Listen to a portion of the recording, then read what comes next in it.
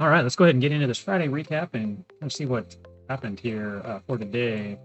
Yeah, so let me actually fix this here. This is here in the morning that we started out with, and a lot of people had some excitement, a lot of stuff to say. Hopefully, you guys didn't get sucked in here with this energy and this move. Now we are in the weekend. We are on Friday. This could just kind of round out right here, and we could kind of go up. And we'll have to see right here in this yellow line. This is the weekly point of control.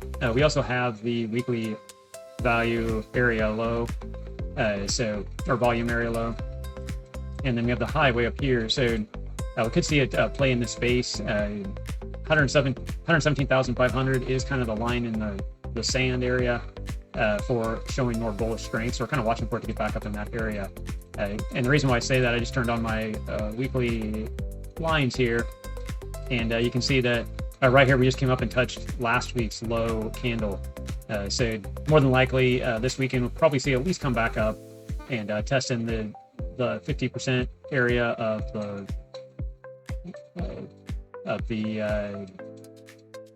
last week's candle for this week. So that's why a lot of times I'll mark out these levels. You also can see this purple and green line. This is the breakdown trigger and the breakout trigger for the last week's candle as well. You can see if we go back and look at this last week so far, we had broken down off of this area here and started to run down. Now you can see that we're up here and testing it again, and we could possibly break back in and finish up the week somewhere in this area. Would not surprise me. But going back into today's price action, let's dig into that and talk about that a little bit. So looking at this, you might have said, hey, I missed this move. I wish I got into it. The one thing I'll point out with this move right here, it was pretty aggressive. So if you look at this 30-minute candle, right here, you had your high right through this area, right through here, and then you had your low on the 30-minute candle right through here. Now you might have said, hey, I'm going to get in on this breakout. Well, obviously we just snapped up, and you had a strong 15-minute candle and a pretty solid move. Well, a lot of times when you see this, these are, like we was talking about in the past, these are red flags. A lot of times there's something going on. And this is why we always say, check your daily news. Every single morning when you're looking at when the market first sets up and you're getting yourself ready for the day, always look at the news. And for myself, I knew what was going on. There was Powell was actually speaking. A lot of times you'll see volatility, and you always want to wait for that area to happen, because this could have easily just snapped down or up. Now, if you're a news type trader, this might have been a good option for you to look at getting into because there was some possibly strong volatility. And once you saw it break this area, you could have decided, hey, I'm going to go ahead and jump into this and take advantage of this. So if we go down into the 5-minute, that's where we like to take a look after a stronger breakout. For me, I like to see some type of pullback. So you saw the 15-minute, we saw it run up pretty hard. I would like to see some type of flagging pattern. So ideally, I would like to see it more in this behavior a little bit more, and that would have gave us a little bit more of a, hey, let's enter and we can let this go up. But you can see it just never really gave us that. It just kept climbing and climbing, never tried to come back into that 21 area and then keep going. You can see that by the time it finally did, we had broken down. So if you were going to get into this, and say you got in as it was breaking above all these levels, not the best entry anywhere because you really don't have it. But say that's where you got in at, you could have made a 2-to-1 if you got back out on the breakdown here. So you could have used that to your advantage and took advantage of the trade. Now the lines and stuff that I'm showing you are my weekly lines. Those would have been key levels of support. If you didn't have those on there, you could have used your weekly VAL and the POC to your advantage as well. So a smarter trade would have been something in this area if you were expecting this volume to hold. This easily could have been the reversal, though, right back down and started breaking down. And this is where you'd want to at least put out a stop a little bit. That way, if it broke back down, you could have got out with minimal loss in this trade. And of course, this would have been a lot healthier, safer option to take advantage of. And that's kind of what I want to show you. Let's make smart trades with high probability or higher probability and take small losses if possible. And all I'm really using is the strong breakout, and then using the VAL, which is a major support line on a week of last week's candle, and using that to my advantage to take the option in the trade. Say if it did start to break down, more than likely this price action probably would have traded down through here and crossed over somewhere right in here below this VAL, this volume area low.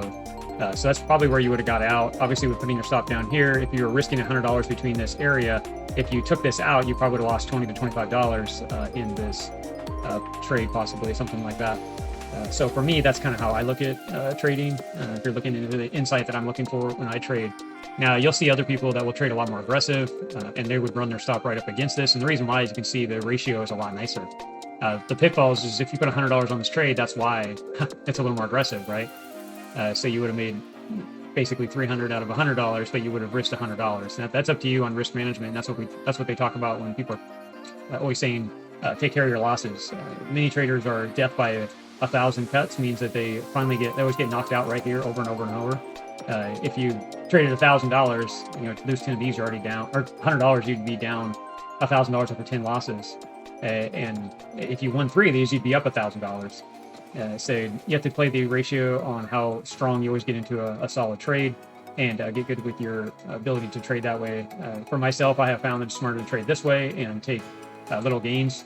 Little gains always, just like the penny a day stacks up to millions. A penny a day, doubling a day, stacks up to really millions over a short window of time.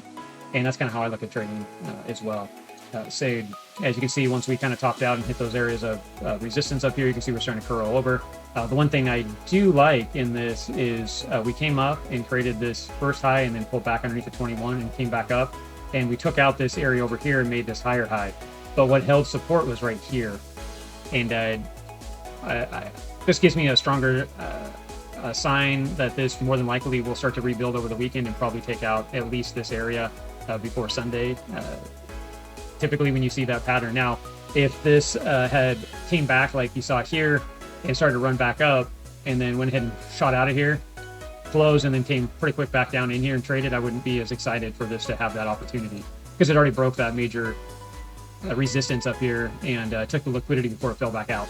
Say, now that it didn't, more than likely this is going to want to go up here and at least take the money out of the market right here.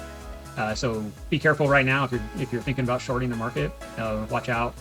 More than likely all this price action up here is just building the space for a little bit higher off of this move. And it wouldn't surprise me if we went up and tested that middle range that I was showing you on the weekly before. So that's about it, guys, for the Friday recap going into the weekend. Always be careful on the weekends. A lot of times it's better to enjoy it than get caught up in weird volume and weird price action. But if you do set a trade, make sure the edge is in your favor. But like and subscribe, guys. Thanks for hanging out with the channel, and we'll continue to provide options and ways to learn current price action. Check out the GPT, the Kabroda Trading Battle Box. Links are in many descriptions and many videos. You can find that, and we do have guides on how to use it. So that's about it, guys. Enjoy the weekend, and we will talk to you soon. Take care.